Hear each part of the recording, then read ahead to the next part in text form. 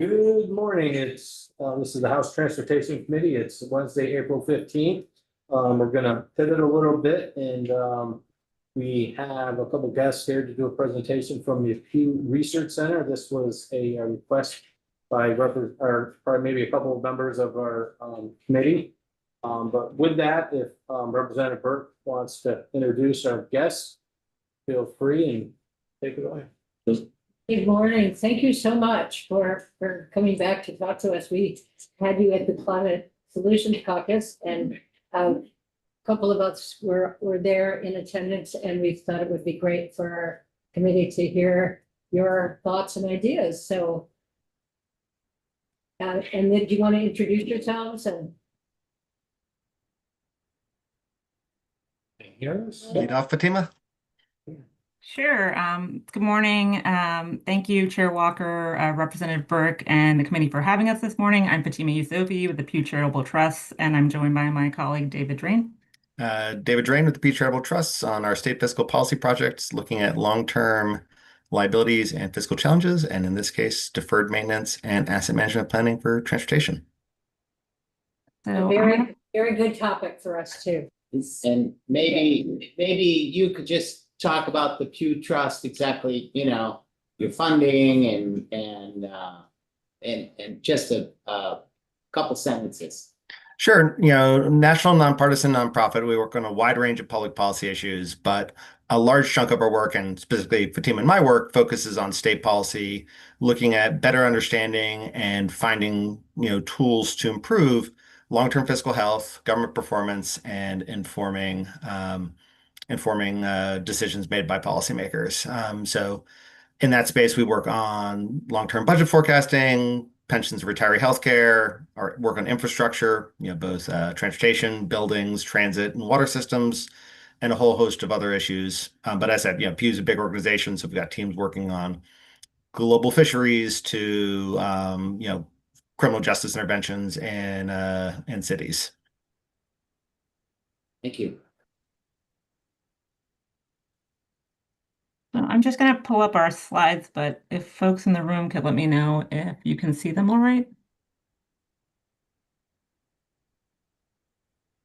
Are they showing up okay? Nothing yet. Not yet. Okay. Something's happening. There we go. Okay, yes, we can see them now. Great. Thank you. You want to kick us off, David? Sure, I'll get us started. So as I said, David Drain, sharing or presenting with Fatima Yusofi. I'm going to talk about transportation asset management and our research looking at state TAMPs writ large, transportation asset management plans, and really as one of the ways of understanding the challenge that states are facing. And then Fatima will share our research on funding and financing trends, the way that policymakers are then trying to address this funding gap. So why do we care about deferred maintenance? Three reasons. First is the fiscal challenge, where the state fiscal policy projects. We want to understand things that are challenging long-term fiscal health for states and see if there's tools and best practices to strengthen how states manage their current and future costs. And when you skip, resurfacing on a road or an intervention on a bridge, that problem doesn't go away. It's a claim on future budgets, and the risk is that either it strains the budget process in future years or crowds out other important priorities.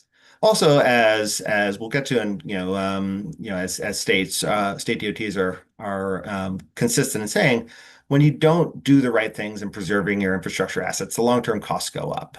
So it's not just managing volatility and spikes in costs, but also trying to keep costs down low over time.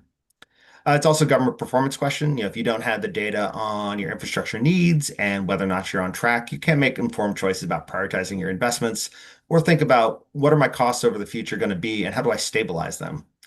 And then lastly, resilience. If you're not in a position where you're going to keep your roads and bridges and other important assets in adequate condition and a state of good repair under current conditions, it's going to be a lot harder to build the resilience against future risks, whether it's extreme weather or anything else that we don't, by either things that we anticipate or don't anticipate coming up ahead. So as I said, I'll just quickly cover research that we did looking at all 50 states' transportation asset management plans and our broad finding that states, by and large, are falling short of the funding needed to keep roads and bridges in a state of good repair. So this may be familiar to this committee, but we relied on transportation asset management plans as our key data source for this research. It's a federally mandated report, which means we have it for all 50 states, and it requires states and state DOTs to outline how they assess and manage their transportation infrastructure. And while these are, it's a federal reporting requirement, it's focused on things that the federal government cares the most about, particularly the national highway system.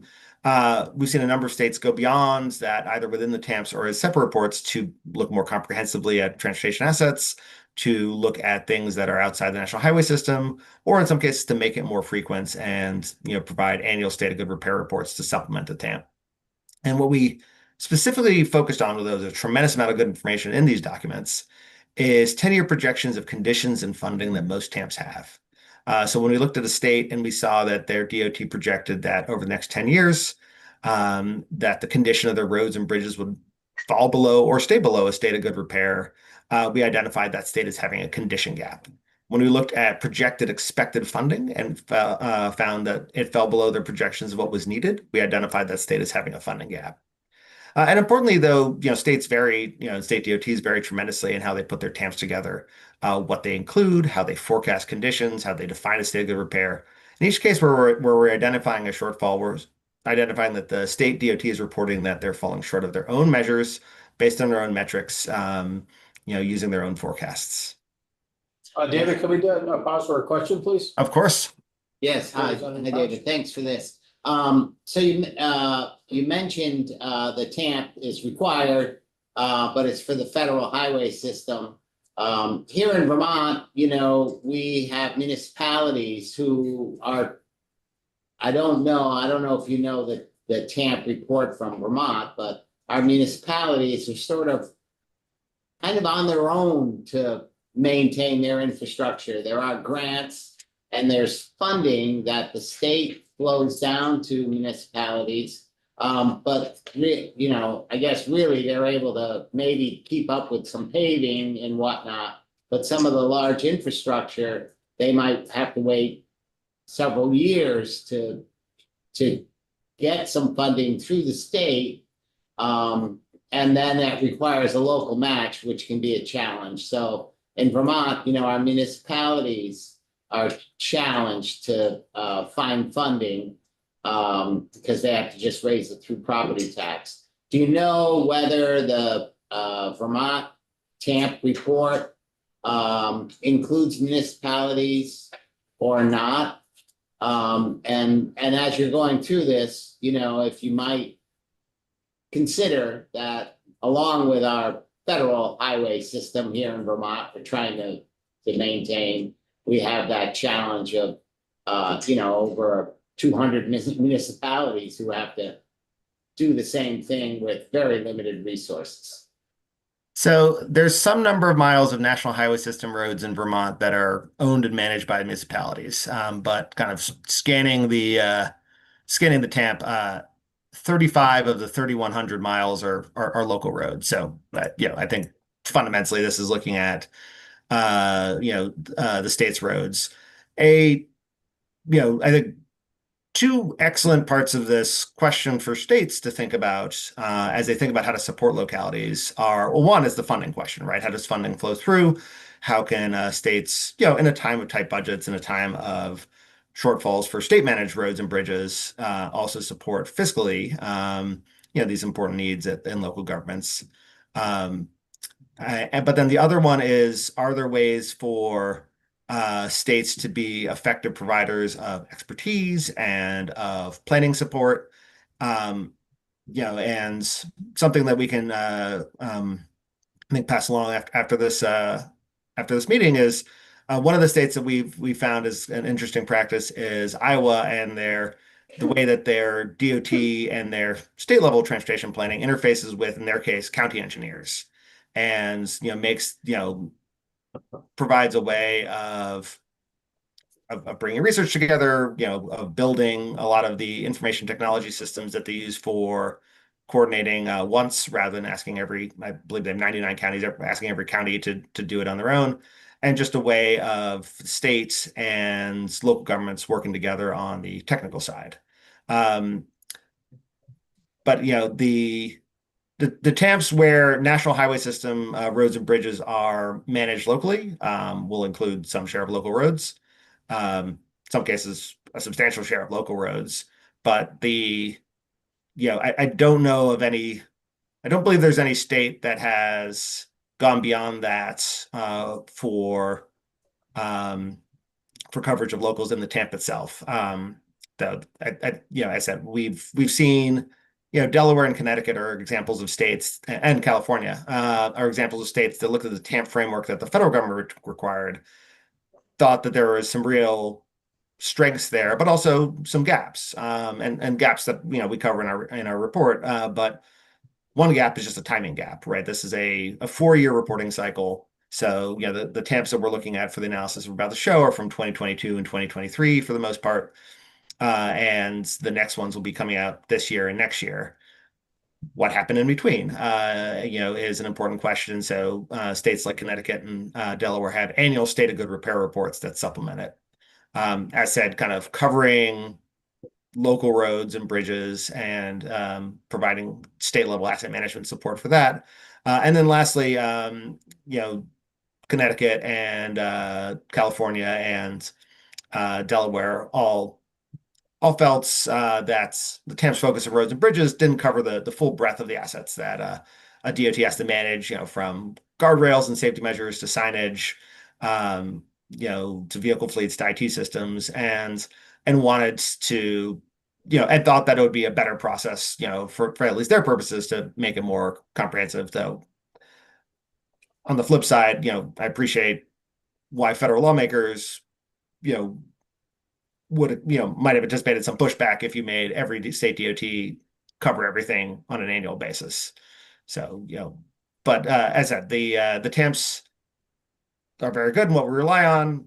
They're focused on a specific purpose, and we think that kind of the states that have looked beyond that specific purpose to bring this framework more broadly have taken a useful step, and this is an example of a promising practice.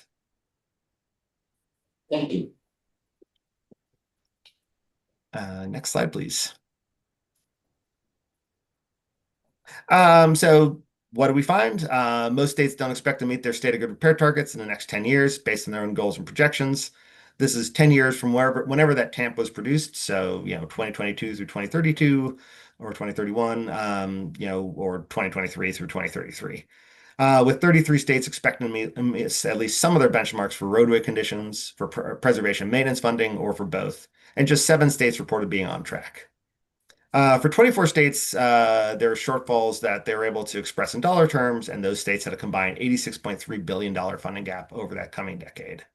And that's both a problem and an opportunity, because it lets you connect the shortfalls that the state DOTs are anticipating with the state budgeting process.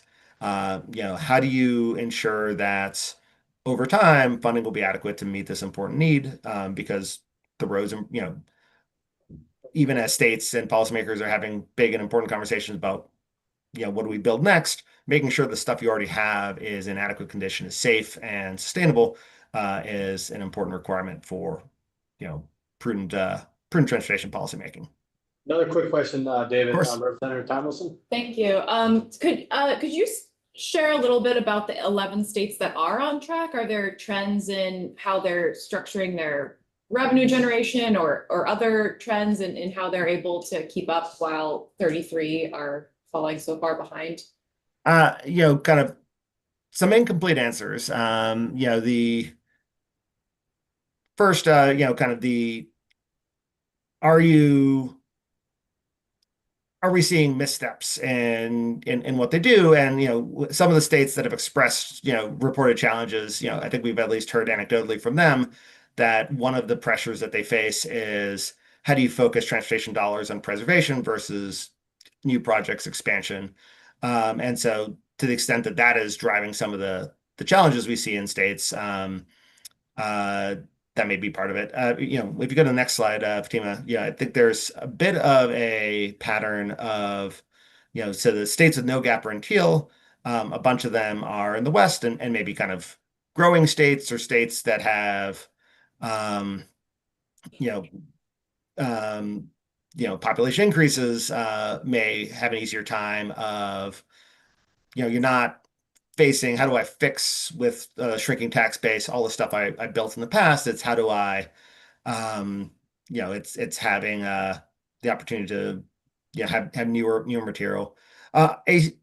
One question is, are some of the states that reporting success simply having relatively minimum standards for what you need to achieve? A kind of strength and weakness of the approach that we took is that we met states where we are. Are they falling short of their own goals? Obviously, a state that is setting a high bar for itself is going to have a harder time meeting that bar, but a state that sets a low bar may not be setting itself up to success. And then I'm going to focus on Arizona because actually that's, I think, an interesting example of a challenge and a worry that we have in what we'll see from the next batch of TAMPs. So, right, 4-year reporting cycle, states vary in when they, implemented this. And so Arizona, their TAMP is actually from 2021, which means that their next TAMP that's not reflected in this data collection, but we've looked at is from 2025. And they do not report no gap in 2025. They, in fact, report a substantial shortfall. And there's a couple factors driving that. Aging of infrastructure is one that they cited, but a big one is increased construction costs. And with, well, let me get the actual number, but kind of an average increase in between 2021 and 2025 of treatment costs per square feet for the bridges of 416%. And that, those cost increases are a big driver of why they now expect to fall short based on their policies. And then just to, as I said, in 33 states in blue, including Vermont, reported a gap. 11 states in teal reported no gap. We see that kind of cluster in the west from Montana to Arizona. We see Maine, Indiana, Ohio, and Wisconsin. And then we see Mississippi and Florida and Hawaii. And then 6 states, we didn't have sufficient data. And really what we mean by that is either they didn't have forecasts of their conditions and their funding, or they didn't have forecasts of what goal they needed to achieve. They didn't have a forecast of funding needs, and they didn't have a state of good repair target that you could compare their expected performance to. Another question, David. Representative Howe? Yeah, thanks. Just, as we look at Vermont, I think from our state, there's not like new highways being built or anything new, other than maybe upgrading some intersections and things like that. Most of it, in fact, there are no new big projects, and our VTrans has basically said, we're not expanding. They're just trying to maintain what we have and do some small upgrades for safety or for bike ped or things like that. But you're looking at different states, some states like us, I guess, and some states that are expanding, building new highways and whatnot. Yeah. And an example of a state that's, at least some have described us as having some of these fights over expansion versus preservation. There is legislation in Minnesota to, basically, halt expansion until their TAMP, until their asset management planning shows that they're on track. So, it's a live fight in some places, and obviously you also may need new stuff, whether it's safety improvements or expansion and balancing that stuff. But if you kind of ask what needs to happen in a state to achieve success here, well, right, like you need sufficient funding, you need those dollars to be used effectively, and then you need those dollars to be used efficiently. On the efficiently, it's just we've seen the pressures on costs across 50 states. Kind of jumping ahead to Fatima's slides, she'll show the highway construction cost index in recent years and how fast it's grown. It's also, this is an easy one, in the sense of you should do the best you can in getting the most road out of a dollar, most bridge enhancement. The effectively question is something that we've seen the TAMP process help states and state DOTs think through and formalize. And an example from a report is Illinois DOT, looked at how they're using their dollars based on their current long-term plan. This is as of 2022, so obviously things have happened since, and found that they were projecting a substantial drop in condition of the roads. Then they looked at, well, what if we just used every dollar as effectively as possible to promote road preservation? So same pool of money, but let's use it effectively.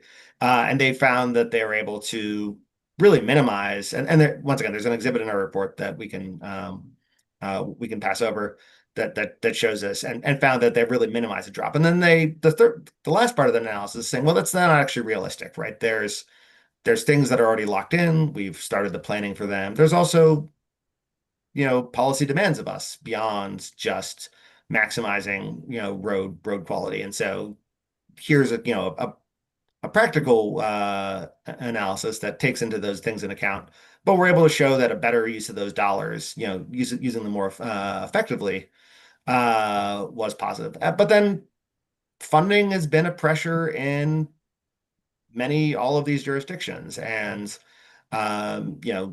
both because needs have gone up, but also some of the key funding sources, as Fatima will get to, have been pressured. Particularly the fuel tax, with EV adoption and higher efficiency of new internal combustion cars. So yeah, that's I think we primarily come at this with a funding perspective. How do you set the table for how much funding will be needed to get back on track, knowing that this funding needs to happen, right? It's not a question of if, it's a question of when. Since states have the road networks and bridge networks that they have, and are not talking about decommissioning or radically right sizing them, and then kind of as the TAMP analyses make clear, and including Vermont's as will show, the state DOTs identifies doing the right thing now as saving money over the long term. It's not just improving the quality of roads and bridges. It's the long-term low cost approach. And David, could I just chime in on that response? Please do. I think when we were speaking to the Climate Solutions Caucus and Representative Burke, one of the challenges, so first we do 50 state research, and one of our favorite phrases is that no one size fits all solution exists for all 50 states. Every state has its own challenge. And one of the challenges we've seen for Vermont in particular, to your point, Representative, is not necessarily the expansion versus, maintaining what we have. We've seen a lot of climate damage and repeat damage to the same roads, really taking the DOT off track in terms of routine maintenance and preservation of all the roads across the state, right? When I think VTrans has this report that they did on repeat damage across the state, really highlighting roads that have been washed out more than 3 times and needed repair or replacement. And so those unexpected costs from climate damage and disaster damage really add up. And I think that has been a big challenge for Vermont in particular. Thank you. Representative Burke, I have another question. Yeah, thank you. I was wondering what impact, I mean, I know that the federal gas tax has not been raised since what, 1996 or 7? I mean, that would probably make a big difference, right? If there were more money in that trust fund. That's been floated quite a lot recently. But I mean, I think politically it's just not something that Congress is willing to approach. Yeah. There's already conversations about transferring Treasury dollars into the trust fund to shore it up, but touching the gas tax seems to be a non-starter. And I guess, just I'm thinking about, on a local level, a lot of times people say, don't raise my taxes, but could you fix that pothole? And those are those conflicts, that people want to have roads well, but that people don't want to pay for them. And I've always thought that the the gas tax is really a user tax, user fee, but it seems to be, yes, a political hot potato. Anyway, thank you. Representative Lally? Yeah, I'm interested in that Maine is in the no gap. That's very intriguing to me. I'd love to dig into why that is the case. We have heard from some of the regional planning commissions in our committee that provided testimony that they are engaging in what is effectively managed retreat, assisting towns to kind of back away from some of their infrastructure obligations. This is starting to happen in some of the more very rural, sparsely populated parts of our state. And I'm just wondering if that is a trend that you are seeing, and if so, how that might be being scaled up in the country, if this is affecting road diets and other ways to maybe not eliminate the transportation corridor or abandon it or something, but just to make it easier and more manageable to maintain over the long run, and hopefully also rebuild it in a way that where appropriate provides a multimodal access. Sure. Oh, sorry, David. I think we've heard some examples of kind of both those approaches, though I don't know kind of on either side is it of kind of sufficient scale to move things around, but and whether it's making sure that the kind of full expanse of the road network is things that are needed, and particularly in smaller areas where traffic may not be as high. And then, once again, I think we can kind of pass this on, with fuller detail, but Alaska is trying to think through, or maybe has thought through, how do you manage the decline of the permafrost, right? We've got changing temperatures and changing conditions that they face. And one of the answers was, okay, well, some stuff is, we're just not going to be able to prevent it from having that, from going the thaw freeze cycle and additional damage. How do we build it cheaper so it's not, we know we're going to need to fix it a lot more than we have. Is there a way of doing it in a way that's less burdensome for us, knowing that it's, so kind of there's a retreat on kind of the scale of the network, but also could be a retreat on, maybe this is going to be rebuilt in a easier to fix way that may not be as robust as we do if we had kind of infinite resources. As I said, kind of those feel like targeted conversations rather than something of kind of the scale to, fix the gaps that we see. But it's also, that's going to be part of the planning process. What's right given the challenges and given the resources and given the needs for your state, for your local community. Yeah, and I would just add that these are really tough conversations that are happening in places like Rhode Island, parts of Virginia, in Norfolk, and southern part of Virginia. So you all are not alone in those sorts of discussions. Yeah, I do think one takeaway that we think kind of comes from our research that we want to emphasize is, when your state is projecting gaps, is projecting shortfalls, that is the most common outcome. That is what we see, across the majority of the 50 states. And so these are shared challenges, and hopefully our research will help, arrive at some, point to some shared approaches that can work. But you're not alone. Thank you. Yeah, thanks. Next slide. So just quickly diving into the funding gap data, as I said, 24 states reported a combined 10-year funding gap, added up to $86.3 billion for the roads and bridges, including the TAMP. And just to put that number in context, right, when we're looking at this, we have 10-year forecasts of needs and 10-year forecasts of expected spending, and we look at the gap between the two. And so these states are projecting $194 billion in spending on the roads and bridges in their TAMP across that period, meaning that closing the gap would require a 44% increase in transportation funding. Overall, the shortfall was nearly evenly split between roads and bridges, $38.5 billion for the former and $37.8 billion for the latter. And only 9 states reported adequate funding, while 17 provided insufficient data. And just quickly, in that first map, we looked at states that either gave us the condition data or the funding data that we needed to assess whether they're on track. And some states report, information on conditions that let us assess condition adequacy, and other states reported information on funding. And obviously, many states reported both. And then lastly, because TAMP's focus on national highway system assets, the reported gaps don't include shortfalls for roads and bridges outside the TAMP, particularly, for things that are locally managed, not in the NHS, as well as in some states, state roads that are not in the NHS. So, this $86.3 billion figure is going to be an undercount of the total shortfalls that we're seeing for transportation in state and local governments. Kind of here's the range of states and their results and condition targets. Kind of gap for both categories. Roads and bridges was the most common. But it's worth noting that there's a number of states like Tennessee and Georgia that had a gap for pavements.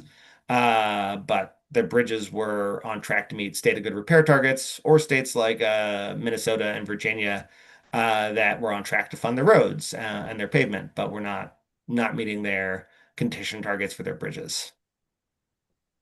Next slide.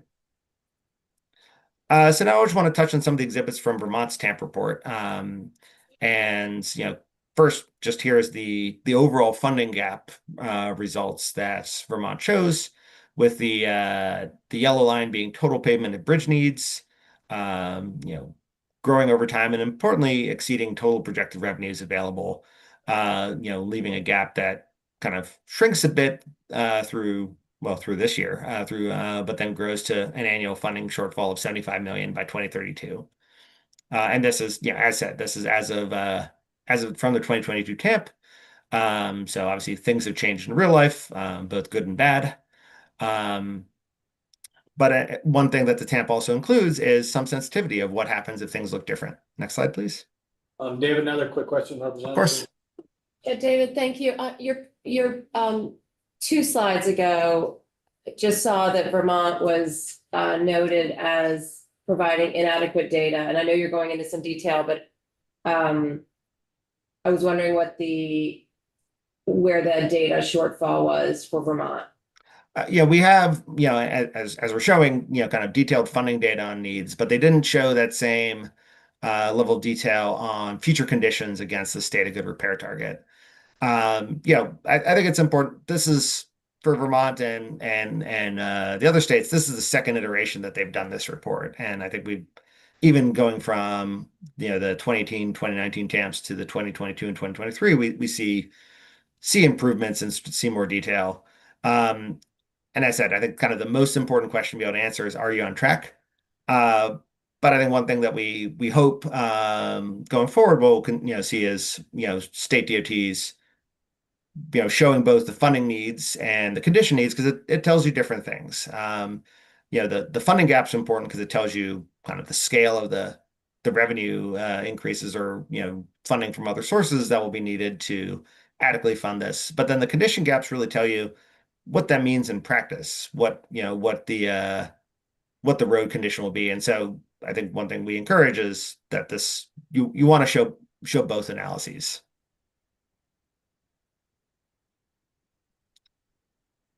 So on the subject of kind of useful analyses, one thing that the Vermont TAMP includes is, so first the funding gap based on everything that was expected at the time of the report, and that's that middle line there. And then what happens if you get some good news above and beyond? And so showing that if there's additional revenue, in this case, 15% additional revenue from the baseline projections, that the state DOT would expect no gap, actually a sufficiency of funding for through 2028, but would still end up falling short as time went on, and so would face a $24 million shortfall in 2032 compared to a $75 million.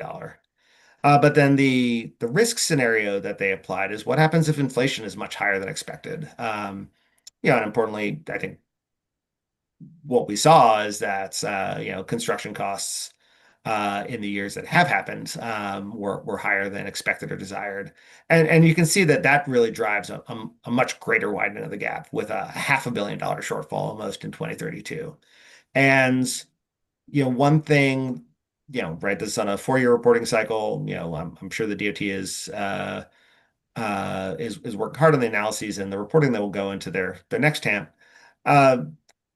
Asking the question of what has construction costs done to the expectations that we're building the TAMP, and asking the question that we saw in Arizona of, how has that affected the sufficiency and adequacy of our policies is an important one. Next slide. Go go ahead. Another question, please. Yeah, David, I appreciate this chart. This committee had a report from University of Vermont Transportation Research Group. And we were looking at a mileage-based user fee to basically capture the gas tax from electric vehicles. Because we know that as Vermont has more electric vehicles, it's starting to impact the revenue short because of no gas tax. And then also they showed us how as vehicle efficiency goes up, that also is, causing the gas tax revenue to go down. And they also talked about, then they brought in inflation, not just general inflation, but the one you mentioned earlier, that's for construction and where that's gone. And, I think that this committee over a few years and our VTrans has really looked at, hey, the gas tax isn't holding up anymore because of higher mileage and now electric vehicles.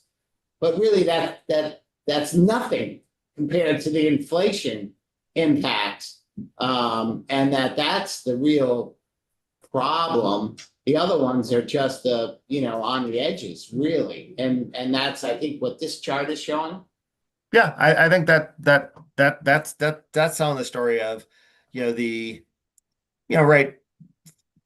If you kind of made it symmetric, a 15% drop in revenue from the assumptions, would be lower than you'd like, and in terms of revenue and worse than expected, but it wouldn't approach the severity that we're seeing with higher inflation than expected. And I think kind of questions of, to what extent was this COVID supply shocks and impacts from obviously a very disruptive time in the global life, versus are some of these pressures that will continue to have push construction costs higher. And then I think there's a body of research that's among others Fatima's contributed to, but going on in other places in academia and in the professional associations and in kind of groups like ours that are thinking about the public policy implications of are there tools in the toolkit to streamline processes, make bidding more effective, do more with less, or somehow reverse this, or at least halt this trend. And so also on the list of things that we can share is a research report that Fatima published last week, 2 weeks ago, some amount of time ago. That's kind of looks at some of the cost pressures. Okay, thank you. And then I think one more slide on my end, and then I'll pass it over to Fatima. And then this is from the VTrans TAMP, but I think we see kind of similar things all over, and it's making the important point that doing the right thing will lead to better conditions for your roads and bridges, but also save you money over the long term. And here, kind of the black line is what happens if you just do nothing to your, you have a road, you let it deteriorate over time, and eventually you replace it when it's no longer safe to use or no longer adequate. And that saves you money in the short term, but it's going to have long-term higher costs than, here they're looking at two different strategies of either surface treatments or overlays. But in both cases, they're going to have both lower costs over time because you're using less expensive treatments to bring conditions back up, but also better conditions over time under both these approaches. And I think one way to think about a lot of the way that we see the challenge, and also kind of the research that we're trying to share, is how do you get to those lowest life cycle approaches for your roads and bridges and other important infrastructure assets that will also bring you to having better conditions for those assets over their lifespan. And obviously, kind of the money is scarce. Public budgets are, face a lot of strains and challenges. We certainly don't underestimate the challenges and demands that legislators and other policymakers have on these different categories. But how do you help get from here to there in terms of this more effective and lower cost way of managing your assets? So with that, I'll pass it to Fatima to talk about funding and financing challenges, as well as some of the approaches we've seen in states. Thanks, David. And thank you guys again for your time. We really appreciate the opportunity to share this research and get some of your feedback. So as David said, I'm going to shift the conversation and talk about some of the trends we're seeing across the states in terms of transportation funding and touch on a lot of things that you all probably have already grappled with and talked about and realized. So bear with me there. So historically, when we look at how states have funded transportation, they've really relied on two main sources. That is their state fuel taxes and federal support, historically speaking. But that mix has really shifted over time, as these charts illustrate. So in the past 2 decades or so, fuel taxes have really started to decline, notably state fuel taxes particularly, forcing policymakers like yourself to shift to other sources of revenue from state budgets, including general fund dollars, sales taxes, while other states are exploring special user fees like marijuana taxes or even gambling taxes. But that share of state funds has almost doubled over that same time frame to make up for those lost gas tax revenues. And so what that means is that transportation is competing more directly with other major spending priorities, right? Like healthcare, public education, public safety, making it really hard to sustain consistent investments in maintenance and preservation over time. And at the same time, it's important to recognize that this mix actually varies significantly across states in terms of how they fund their transportation programs. So in this chart, the bottom blue line portion of the line is federal spending. And as you'll see, some states rely pretty heavily on federal funding. That would be the states on the left-hand side of the chart as you're looking at it, like Wyoming and Alaska.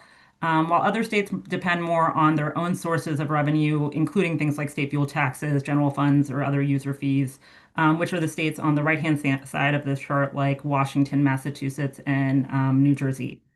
And this mix really matters because it exposes states to different sorts of fiscal risks. So, for example, if you're a state that relies more on federal funding, you're probably facing a lot more uncertainty right now as Congress is debating at what level they're going to fund transportation in the next surface transportation reauthorization bill that's currently being discussed.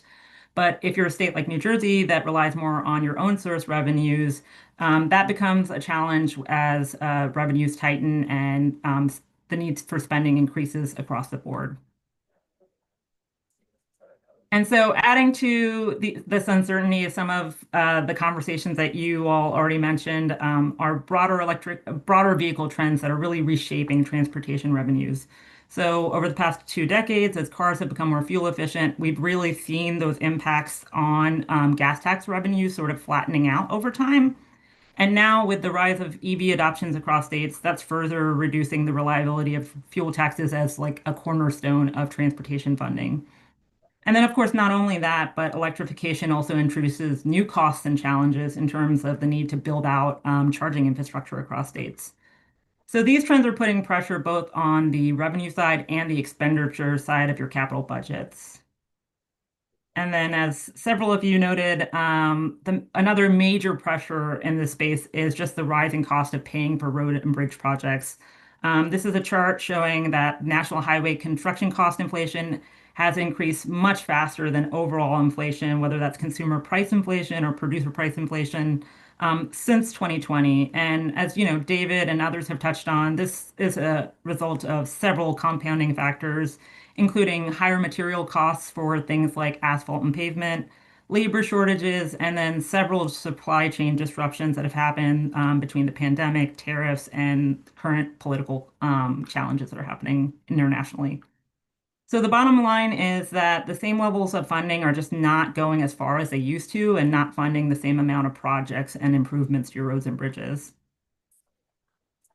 And so when you put these pressures together of weakening revenues and rising costs, the result is that real investment in our transportation networks has stayed relatively flat over time.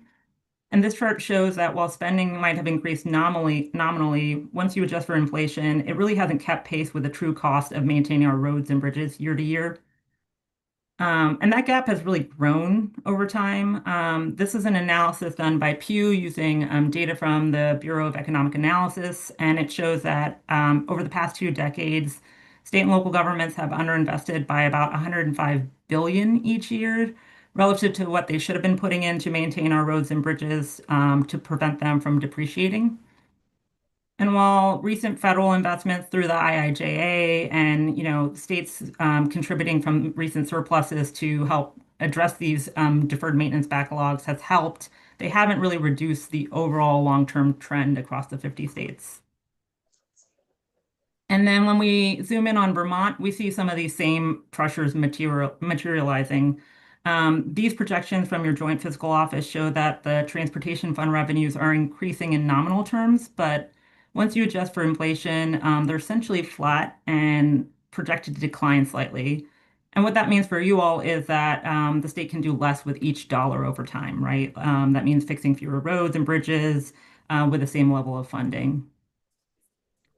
So I think the big question is, how are states responding to some of these fiscal pressures and funding gaps? Well, in addition to just relying more on diverting general fund sources towards supporting their transportation programs, I think it's important that there's now a broader acknowledgement that this is a long-term structural budget issue. There's not going to be a quick fix to replace something like the dedicated revenues that gas taxes used to bring in. But 2 of the most common approaches we are seeing across states are states piloting either road user charges, where drivers pay based on the miles they travel on transportation networks, or EV registration fees, which are now in place in about 41 states. And the idea with both of these approaches is making sure that drivers who aren't paying gas taxes or who are paying less gas taxes are still contributing to the transportation networks that they're using. Some states are also putting into place EV charging fees that sort of work like gas taxes and charge based on the amount of electricity a person uses to charge their vehicles, while others are looking at more traditional approaches like adding more tolling or managed lanes to their networks, or bonding and other approaches like that. And then also, we've seen some states trying new tools like targeted fees on retail deliveries or rideshare trips, but that tends to play a smaller share of the transportation funding mix that states are experimenting with. And then several states are taking this a step further by really modeling what happens to their transportation programs under different future funding scenarios. And Vermont is included here. So they're modeling things like what it means when there's a drop in federal support or slower than expected EV revenues on their transportation budgets. And we think these states are going to be in a better position to identify gaps early and address them before they become huge budget problems or constraints. And then taking this a step even further, when this analysis is built into the budget decisions that folks like you all are making, it really gives policymakers a better understanding of the future funds that you have available to match actual system needs and condition targets that are identified in documents like your TAMP. And so just to wrap this up, I'll leave you with 4 key takeaways between David's research and then some of the funding research that I was talking about. The big takeaway is that most states are not on track to meet their state of good repair targets. So as David said, you all are not alone. This is a widespread challenge, and TAMPs really show that most states are projecting a pretty significant funding gap between the investments they need to keep their roads and bridges in good repair and the funding they have available over the next decade. Second is just that transportation revenues have really not kept pace with the growing construction costs. And then on top of that, the traditional funding model for transportation is really under pressure by trends like fuel efficiency of cars and EV adoption, which has really weakened gas taxes as the cornerstone of transportation revenue that they used to be. And at the same time, no single replacement or dedicated revenue source has emerged to address these challenges. But having better data and better planning information can really help states anticipate some of these gaps. Think about prioritizing your investments into the most important and most used assets, and stretch your limited dollars further to make more informed budget decisions. I think from our perspective, this is ultimately about making smarter, data-driven decisions today to try to avoid higher costs in the future while maintaining our roads and bridges in safe and usable conditions. So thank you all again for your time. I don't know if you all have any more questions or if there are any areas of research that it would be helpful for Pew to look into related to this work to inform some of the conversations you guys are having. Yes, thank you very much. We do have a couple questions, Representative Pouch and then Representative Wong. Yeah, thanks for this data. It sort of pulls together a lot of information we've gotten, over in this session. And makes total sense. I think if we got this first, it may not make as much sense. A couple things. One is, I think our state, which you mentioned, we're vulnerable to new storm, high rainfall events. We've seen flooding, particularly in municipalities and whatnot. So there's a desire to invest in resiliency and infrastructure, and my town I come from, I was on the select board, and for years we had identified all these culverts that we wanted to upgrade, but it's hard for municipalities to raise that. So we were going for grants through the state to do that, but we had to sort of wait in line. Well, we had the storm, took out 37 culverts, and so we had to fix it. So there's I got two questions in here. One is the challenge of finding the money to do that infrastructure resiliency piece. And do you, allow the road conditions to get worse while you do that? Is that a better approach? So that's sort of one question.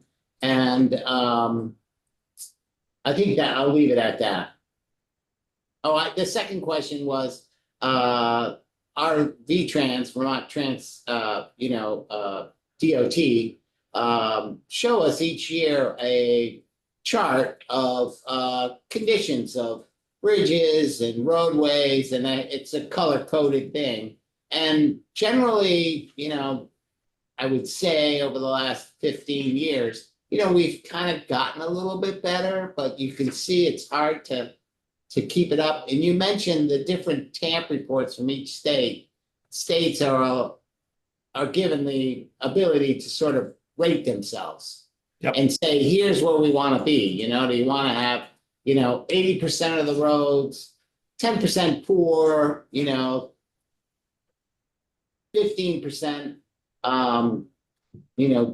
fair, and then the rest good. So those ratings that were shown are what our state has decided that they're trying to get to. So those were two questions, long-winded questions. No, good questions. So I'll get the second one and maybe a bit of the first one, and then ask Fatima to kind of help with the first one as well. It's state's own conditions and or condition targets. There's a federal minimum, so you can't go wild. But we definitely see states have different goals, and some of that may be right. Like we also see within states, there's different goals for the conditions you want your interstates to be in than your non-interstate roads. What is the road being used for? Is it covering freight traffic? What's the speed limit? All of these questions go into it. And then the other thing that I think is worth pointing out is that we focused, because this is the kind of common denominator in what states were showing on that 10-year forecast. Are you going to be on track 10 years from now? And that can leave out, in both good and bad directions, things are going to happen after that period. And so two examples, and once again, we note this in the report. The in Colorado, their projections show that under the current policy in 2022, they were not going to get to a state of good repair by 2032, but they'd get there eventually. And so, is they were on the right trajectory. I think the broader analysis that they showed that they'd like to do more faster.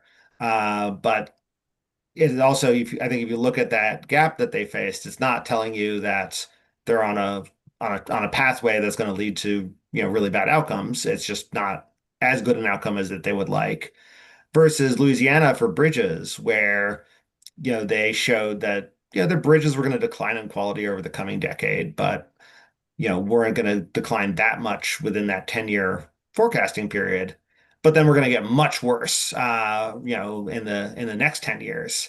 And once again, their TAMP and their DOT made very clear that they saw this as a major challenge and something that policymakers should be aware of. So, the 10-year forecast period's is useful and something that we have for most states, but doesn't tell you everything you might want to know. Then on the, if you look at every state DOT's, TAMP, they more or less, if we had infinite dollars, here's what we do. And that's easy. We'd fix all our roads and bridges. We'd get them on this lowest life cycle cost approach. That would be great. What do you do if things are scarce? And then how do the stakeholders, how do the DOT administrators, and how do policymakers think about, if I don't have enough to do everything I'd like, is it, and the correct answer from a purely analytical perspective is I let some roads just stay in bad shape until I can get to them. How do you balance? Now you're asking, which communities are going to get hit by that, and it forces everybody to think about, okay, like, can I let this road be in poor condition for 3 years until I'm finally able to resurface it? And, obviously policy has to be able to make do with less than what you'd want, but it obviously is a tough question. And sometimes the answer might be, we're gonna, do a modest treatment to this road to get it back on the pathway we'd like it to be on, or we're going to do a modest treatment to this bridge. But it's going to delay the resources to, fix a road that's in poor condition today. But then on the is there anything you'd like to add on the kind of the resilience aspect of that? Yeah, Question? and so I would just add on, so the DOTs, a lot of DOTs, and I would include VTrans in that group, are really thinking ahead about this challenge. And it's a really tough one, right? Deciding where to put these limited dollars. And in VTrans's Transportation Resilience Improvement Plan, the DOT does what many DOTs are doing, looking at the criticality of these different roads and bridges. How critical is it to commerce in the state? Is it an emergency evacuation route? Is it a corridor where very vulnerable populations are living?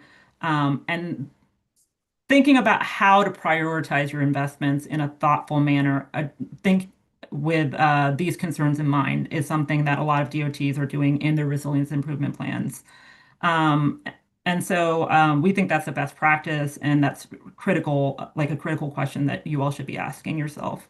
And then related to that, how you're paying for it. I mean, that's a huge challenge right now, especially with a lot of uncertainty when it comes to things like FEMA reimbursements for disaster damage. Is particularly, we know this is a huge challenge we talked about with the Climate Solutions Caucus, with the many rainstorms and general storms that Vermont has experienced in natural disasters. And, there's been a lot of uncertainty with BRIC funding, which is a program that specifically is designed to help states shore up things like culverts that have been damaged by storms in the past. However, we're seeing some really innovative ways that states are trying to take care of this challenge and be more self-sufficient. And I would point to the Vermont Bond Bank that ran a bridge funding program or bridge loan program back in the 2021 and 2022 storms that you all experienced, offering low-cost loans to localities in Vermont to make these necessary replacements and upgrades to things that are damaged, like roads and bridges and culverts. while they awaited FEMA funding that they were approved, while you all awaited FEMA funding that you were approved for. I know from conversations with folks at the Vermont Biome Banks and similar entities like Rhode Island's Infrastructure Bank, where now there's conversations about having that be a state-funded sort of program. Like, is this something that the state should be putting money into because there's just so much uncertainty about federal reimbursement? So I think that is another innovative practice we're seeing where states are really trying to respond to this uncertainty and acknowledge that, when a disaster hits, you don't have 6 or 7 months to wait for federal reimbursements, and roads need to be fixed, people need to be able to get to their jobs and hospitals and things like that. And so we see the states that are using these existing entities like bond banks or infrastructure banks or financing authorities to sort of apply that bridge funding or meet that funding gap as a best practice right now. Toss in one more thing, which is, the obviously getting the money to do these necessary projects is, and the funding and financing question is important and tough, but the act of identifying areas at risk, ahead of time, identifying culverts that by location or geography or geology are at particularly risk of washouts, that gets you ahead of the game. That's that step is an important best practice. That doesn't answer then the other questions that you posed, but I just wanted to flag that's an example of a thoughtful approach of trying to anticipate what the future will bring us to try to get ahead of some of those future problems. And so, I think that's something that, looking at within the TAMPs as well as in resilience improvement plans, how states are trying to anticipate those future risks and build resilience has been, a area of research of ours and kind of a best practice that we think is very valuable. Great. So little comment that has a question and a second question. RV Trans, now 4 years or 5 years, we've had these storm events and, it's taken out bridges or damaged roads, culverts, and we've, been fortunate to get the FEMA funding and some additional funding for resiliency. And I think our V-Trans has said, hey, this is bad to have this storm damage, but these additional funds that we got, now these bridges and culverts and roadways are in much better shape. And we probably would, and along with our railroad bridges too, we probably wouldn't have done those except for the fact that the storms happened. But of course now, when the next storm happens, will there be any FEMA funding? So that's one thing. And I wonder if other states have found that to be true, where the storm damage has, been bad, no question about it, but it's allowed them to improve things. And then the second question is, does your group provide like the list of 10 best practices? I mean, is that something you could share, that says, these are the 10 things that, you should strive to do? Answering that question is kind of the core of what the research we're doing is meant to get to, right? How do you, and I think one of our best strengths is looking across states, finding promising practices. A thing that, and we're still in process, so I think maybe this would be, kind of jumping the gun a little bit. But I think that's where we'd want to end up, right? Kind of here's the best practices across kind of the range of challenges and a range of infrastructure that will get you to where you want to be on asset management planning and capital budgeting and kind of risk forecasting and funding and financing tools. So I think kind of what you're suggesting is exactly where we want to get to. But in the interim, kind of before we have it all night, I think we not just happy, like this is why we do it. Happy to share kind of the promising practices we've seen so far, kind of across these different topics. And directly speaking to your comment/question, I think in our research, we've seen, like, historically speaking, these backlogs on deferred maintenance of public infrastructure have existed for a long time. And we really do see the nexus of some of the environmental and disaster challenges that are happening more frequently and are way more costly now, as you were describing, as not just a challenge, but an opportunity to like really invest in not just upgrading the infrastructure and addressing the deferred maintenance, but as you said, making it stronger and making it more resilient to future climate conditions. And right now we're identifying practices. Like David said, we're walking up to getting to a place where we have best practices, but we are seeing a lot of innovation across states, with an acknowledgement that, FEMA funding is uncertain. I live in Maryland and we experienced some storms and flooding this past year where a couple of counties had a lot of road and bridge damage, and they were denied FEMA funding. And so the state ended up pulling money from a disaster account that they had set up for the specific purpose, and they were lucky that that existed. But other states are exploring other sort of revenue streams. I know Vermont is one of many states that are exploring, Superfund models or polluter pay models to recoup some money and put that towards infrastructure resiliency. I think a more recent effort we've seen in Hawaii is they've added a green tax to hotel stays for tourists. And that money is going into a resiliency fund. California has set up these tax incremental financing districts across the state that they're calling resiliency districts, and using some of the money and revenue generated from those to put towards resiliency projects for roads and bridges. So there's a lot happening. This is clearly a huge challenge across the states. So we're just trying to keep a pulse on the different approaches states are exploring or trying to put in place. And happy to share that information at any time. Representative Williams, did you have a question? I do. Yeah, thank you for this.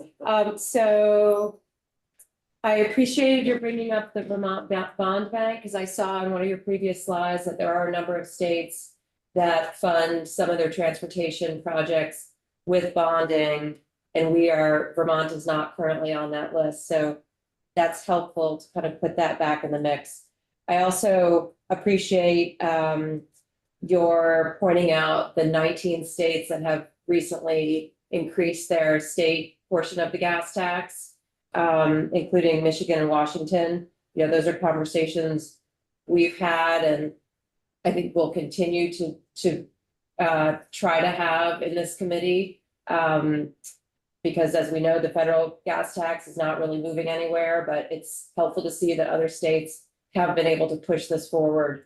On EV charging, you noted taxes and fees. Again, we've got a little bit of pushback here in Vermont. I think when we brought this up last year, we were told that, the electric companies can't determine who's using charging for a vehicle versus their refrigerator, so we can't put a special fee on it.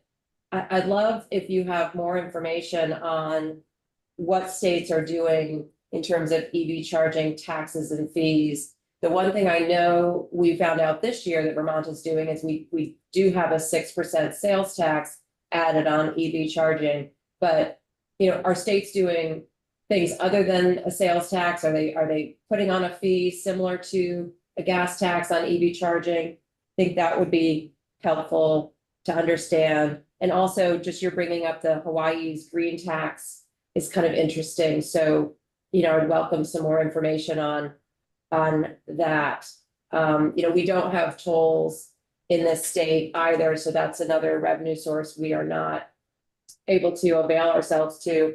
And like Fatima said, we did a recent storm in the Northeast Kingdom of Vermont, which had $1 million and something worth of damage, was denied FEMA reimbursement. So we're also in that camp of having to fund storm damages at the state level. Sure. I can say, starting with the sort of EV fees, and specifically those charging fees that at least 6 states have put into place, sort of trying to mimic gas taxes and charge folks for the amount of electricity they use to charge their EVs.